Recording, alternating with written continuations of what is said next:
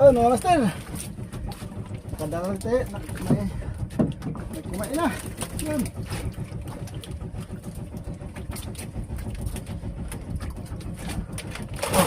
Oh, yeah.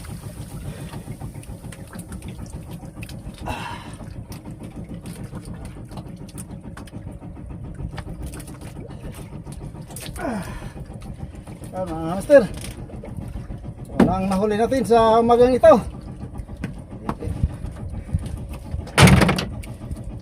Yan. Medyo maliit lang mga master.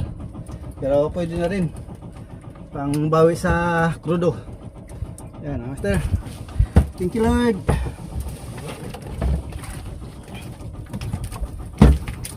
Yan.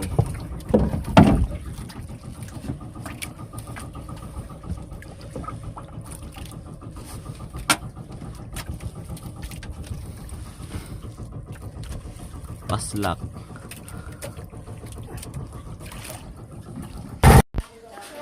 So ayan mga master, nandito na tayo sa bahay.